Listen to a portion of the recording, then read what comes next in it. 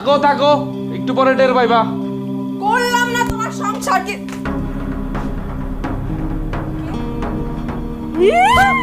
আমার তুই চিনিস না? হ্যাঁ? তোর লেগে আমি ঘুরতাছি, আমি ওই গাছের মধ্যে থাকি, টিনের তলে থাকি, মাঝে মধ্যে তো কাঠের তলেও থাকি, শ্মশান ঘাটেও থাকি।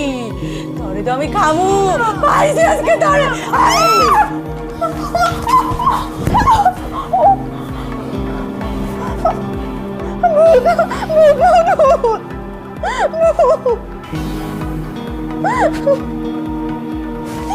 দেখছি আমি কোথায় কোথায়? আরে না,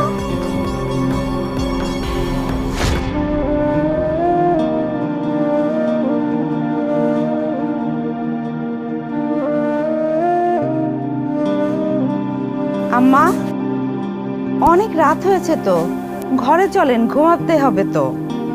কি বলতেছো বৌমা? আমার মেয়ের কি অবস্থা কিছু জানি না, আর আমি এখন ঘুমাইতে যাব? আমি তো মা, মেয়েটারে হাতে মাখায়া অনেক সাদাসাদি করে প্রত্যেক বেলায় খাওয়াইতে হয়। সেই মেয়ে এখন কি দিয়া কি খাইতেছে, খাওয়ার পাইতেছে কিনা? ওরা তো নিজেরাই খাবার পায় না, আমার মেয়েটারে কি খাওয়াবে? আম্মা, আমি বলি কি, আব্বার কাছ থেকে কিছু টাকা নিয়ে বুয়ার হাতে দিয়ে আসি, বুয়া ভালো মন্দ কাজলকে খাওয়াবেন। ওমা, জি আব্বা। তোমার কি মনে হয় আমি সুজনকে টাকা দিতে চাইনি?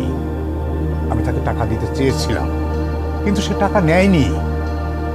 আমার মনে হয় যাদের মেরুদণ্ড শক্ত সেই সমস্ত ছেলেরা শ্বশুরের মুখাপেক্ষী হয়ে থাকে না, তারা শ্বশুরের কাছে হাত পেতে টাকা চায় না।